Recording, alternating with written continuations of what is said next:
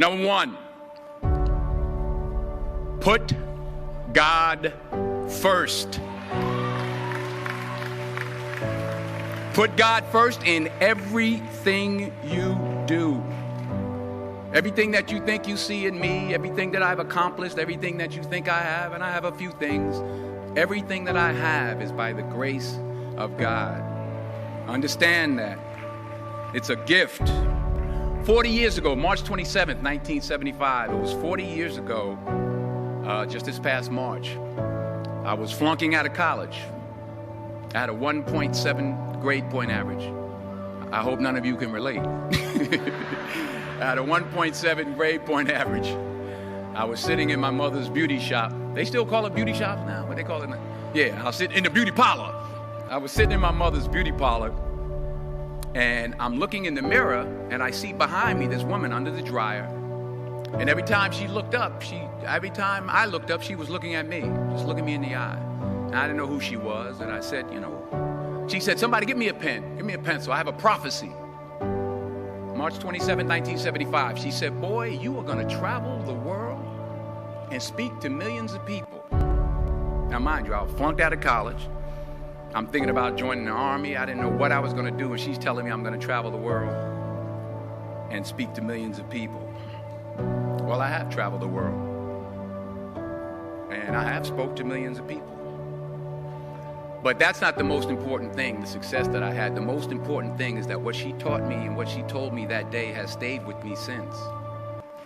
I've been protected, I've been directed, I've been corrected. I've kept God in my life, and it's kept me humble. I didn't always stick with him, but he always stuck with me. So stick with him in everything you do. If you think you want to do what you think I've done, then do what I've done and stick with God. Number two, fail big. That's right. Fail big. Today's the beginning of the rest of your life, and it can be very frightening. It's a new world out there. It's a mean world out there, and you only live once. So do what you feel passionate about. Take chances professionally. Don't be afraid to fail. There's an old IQ test, was 9 dots, and you had to draw 5 lines with a pencil within these 9 dots without lifting the pencil. The only way to do it was to go outside the box. So don't be afraid to go outside the box. Don't be afraid to think outside the box. Don't be afraid to fail big, to dream big. But remember, dreams without goals are just dreams, and they ultimately fuel disappointment. So have dreams, but have goals. Life goals, yearly goals, monthly goals, daily goals. I try to give myself a goal every day. Sometimes it's just to not curse somebody out. Simple goals, but have goals. And understand that to achieve these goals, you must apply discipline and consistency. In order to achieve your goals, you must apply discipline, which you've already done, and consistency every day, not just on Tuesday and miss a few days. You have to work at it every day. You have to plan every day. You've heard the saying, we don't plan to fail, we fail to plan. Hard work works.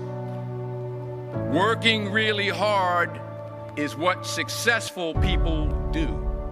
And in this text, tweet, twerk world that you've grown up in, remember, just because you're doing a lot more doesn't mean you're getting a lot more done. Remember that. Just because you're doing a lot more doesn't mean you're getting a lot more done. Don't confuse movement with progress. My mother told me, she said, yeah, because you can run in place all the time and never get anywhere. So continue to strive, continue to have goals, continue to progress. Number 3, you'll never see a U-Haul behind a hearse. I'll say it again. You'll never see a U-Haul behind a hearse. I don't care how much money you make, you can't take it with you. And it's not how much you have. It's what you do with what you have. We all have different talents. Some of you will be doctors, some lawyers, some scientists, some educators, some nurses, some teachers. Yeah, okay. Some preachers. The most selfish thing you can do in this world is help someone else. Why is it selfish? Because the gratification, the goodness that comes to you, the good feeling that I get from helping others, nothing's better than that. Not jewelry, not big house I have, not the cars, but it's the joy. That's where the joy is, in helping others. That's where the success is. Finally, I pray that you put your slippers way under the bed tonight, so that when you wake up in the morning, you have to get on your knees to reach them. And while you're down there, say thank you for grace. Thank you for mercy. Thank you for understanding. Thank you for wisdom. Thank you for parents. Thank you for love. Thank you for kindness. Thank you for humility. Thank you for peace. Thank you for prosperity. Say thank you in advance for what's already yours. That's how I live my life. That's why I am. One of the reasons why I am today. Say thank you in advance for what is already yours. True desire in the heart for anything good is God's proof to you, sent beforehand to indicate that it's yours already. I'll say it again. True desire in the heart, that itch that you have, whatever it is you want to do, that thing that you want to do to help others and to grow and to make money, that desire, that itch, that's God's proof to you, sent beforehand already to indicate that it's yours. And anything you want good, you can have. So claim it. Work hard to get it. When you get it, reach back. Pull someone else up. Each one, teach one. Don't just aspire to make a living. Aspire to make a difference.